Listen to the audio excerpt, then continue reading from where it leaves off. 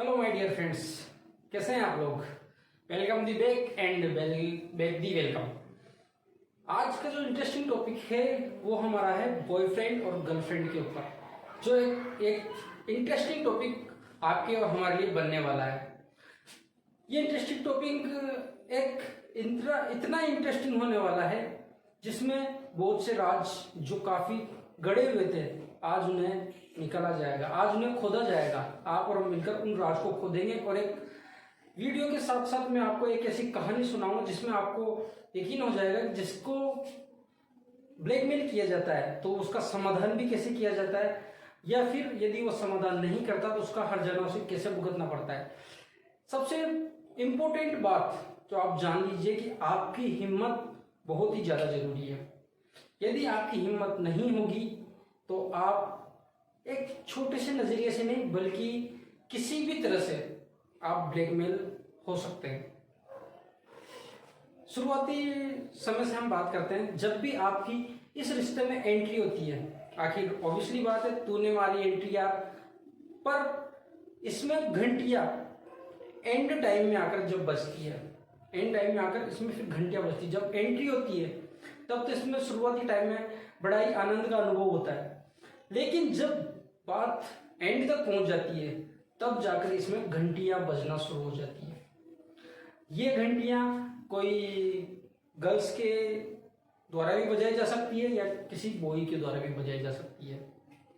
किसी के मन के बारे में हम नहीं जान सकते कि सामने वाले के मन में आपके प्रति आखिर क्या है।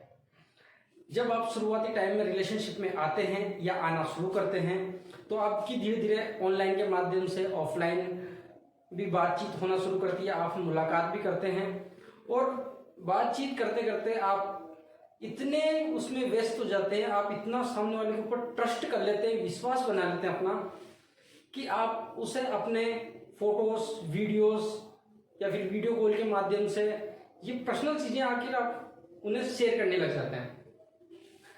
और जब आप उनको शेयर कर लेते हैं और सामने वाले के मन में कपट होता है, सबसे पहली बात है कि ये चीजें किसी को शेयर करने लायक नहीं है, क्योंकि आप उसे शेयर करेंगे, आपको उस पर ट्रस्ट है, उसे भी आपके ऊपर ट्रस्ट है, लेकिन जो आपके बीच के रिश्ते को जानता है और जो आपके दोनों के रिश्ते से खुश नहीं है तो किसी न किसी तरीके से उन चीजों को हासिल करने का प्रयास करेगा। और यदि उस व्यक्ति के हाथ में ये चीजें आ जाती है तो वो करेगा आपको दोनों को ब्लैकमेल। फिर आप दोनों एक दूसरे को नहीं, वो आप दोनों को करेगा ब्लैकमेल। इसलिए ये चीजें किसी को शेयर करने के लिए नहीं होती, चाहे आपका वो जिसके ऊपर आप ट्रस्ट करते हो, विश्वास करते हो, वो हो या फिर कोई अन्य व्यक्ति।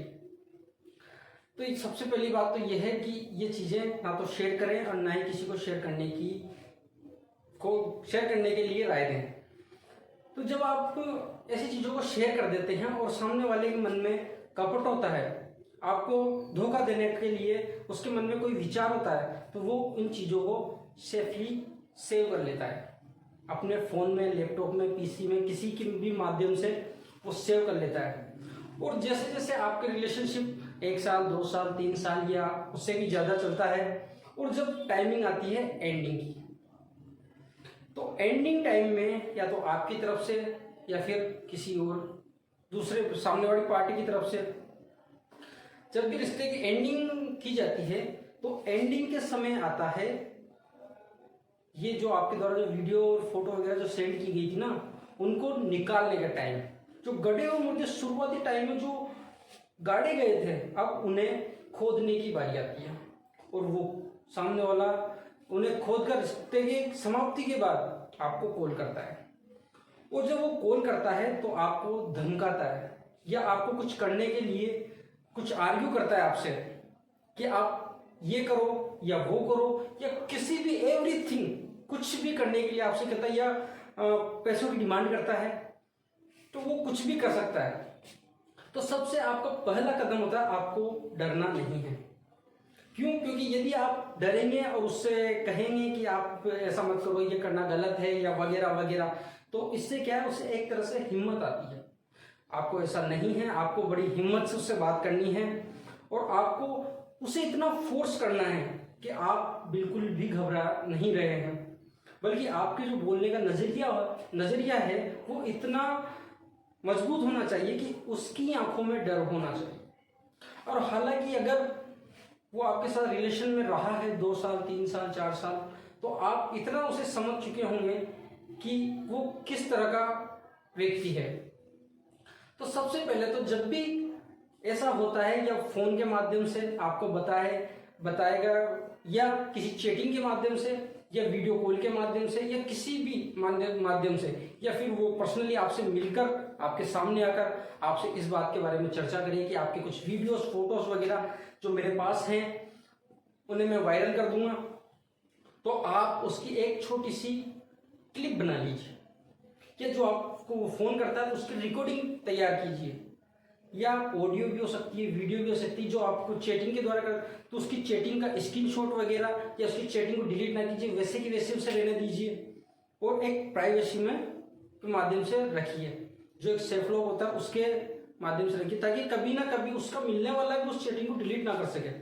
इस तरह सबसे पहला कदम होना चाहिए कि आपको डरना नहीं है, और आपको एविडेंस कलेक्ट करने हैं जो आप उसके खिलाफ काम में ले सकते हैं।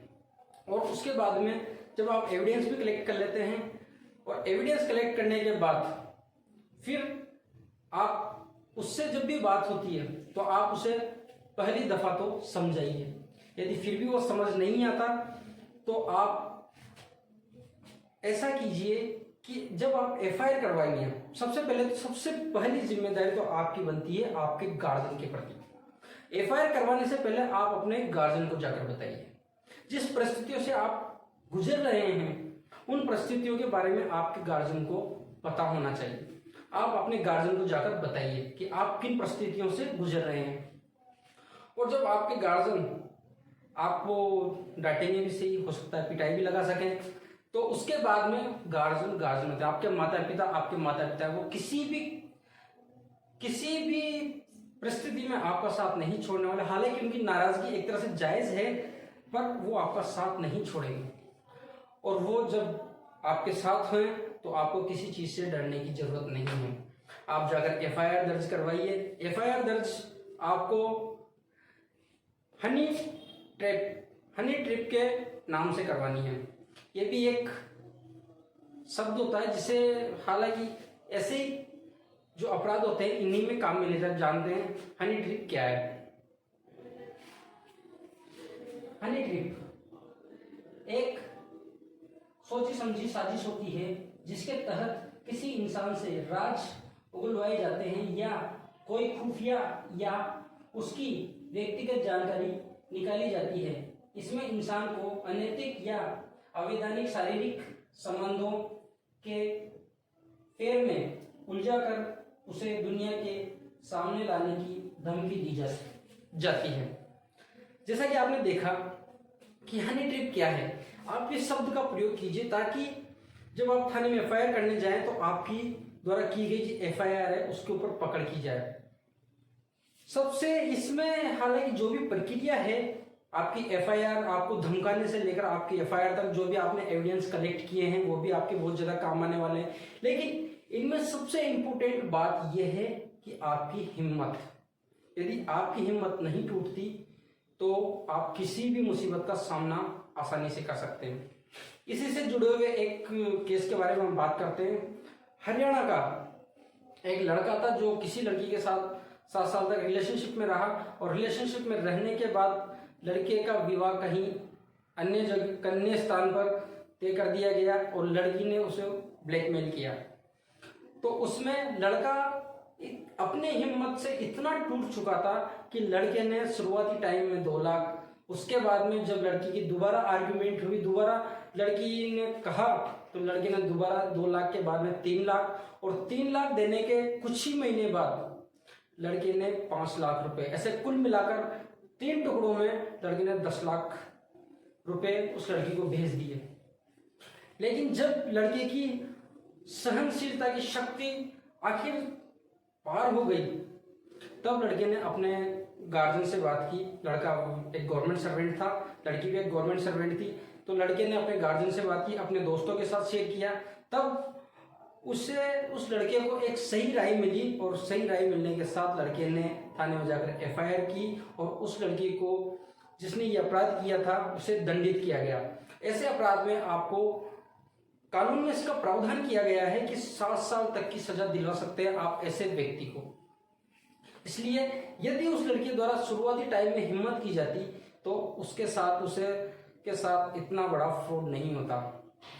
एक और केस के बारे में हम चर्चा करने वाले हैं।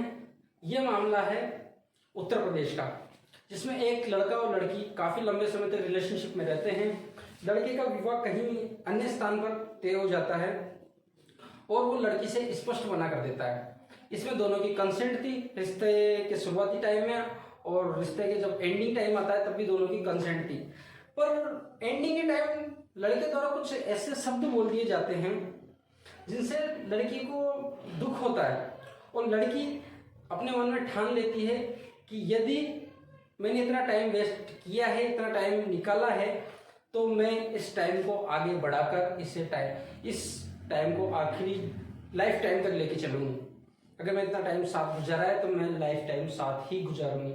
उन लड़के के शब्दों से लड़की के मन पर इतना प्रभाव हुआ, और उसके बाद में जब प्रभाव हुआ तो किसी ने राय दी, किसी ने समझाया, और लड़के के खिलाफ FIR दर्ज की गई। और हालांकि इसमें पाया गया कि लड़के ने अपने मिसयूज के लिए लड़की का इस्तेमाल किया था, लेकिन जब लड़की को समझाया गया कि जब ये शुरुआती टाइम में मिसयूज के लिए इस्तेमाल कर सकते हो, लाइफ काफी बड़ी होती है, फिर लड़की ने अपना मन था उसे चेंज किया और फिलहाल अपने जीवन में खुश है। उम्मीद करते हैं आगे भी उनका जीवन ऐसे ही चलता रहेगा शांतिपूर्वक। और अब वापस लौटकर हमारे टॉपिक के ऊपर आते हैं। जैसा कि मैंने आपको बताया, इसमें सबसे ज्यादा इंपॉर्टेंट रहती है आपकी हिम्मत। यदि आपकी हिम्मत टूट जाती है तो आपको बहुत बड़ा हर्जाना भुगतना पड़ सकता है। दूसरी बात हमने इसमें जानी, सबसे पहले आपको आपके गार्जियन को इन्फॉर्म करना है।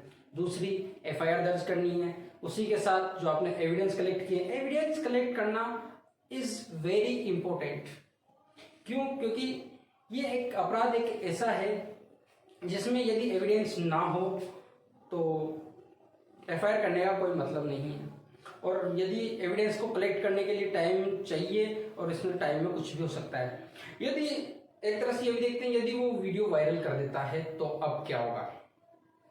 यदि उसके द्वारा वीडियो को वायरल कर दिया जाता है तो इसकी भी एक प्रक्रिया रहती है, जिसमें URL के माध्यम से उस वीडियो को सोशल मीडिया पर ब्लॉक करवा दिया जाता है, जिससे कभी भी उस वीडियो से संबंधित या उस वीडियो का कॉपी या पेस्ट के माध्यम से कोई भी भाग यदि सोशल मीडिया पर डाला जाता है या प्ले किया जाता है तो वो प्ले नहीं होगा। लेकिन इसमें जिसने भी उस वीडियो को पहले से ही डाउनलोड करके रखे है तो वो उसके मोबाइल में चलेगी, पर वो वहीं तक सीमित रहेगी, ना कि किसी नेट वगैरह पर चढ़ेगी, किसी भी सोशल मीडिया के जो प्लेटफॉर्म होते हैं वहाँ पर चढ़ेगी। इसलिए आपको सावधान रहने की बहुत ही ज़्यादा ज़रूरत है, और अपने स्वयं के प्रति जिम्मेदार होने की भी ज़रूरत है। इसी से जुड़ा हुआ एक और अपराध के बारे में हम चर्चा करने वाले, जो आजकल काफी प्रचलन में है।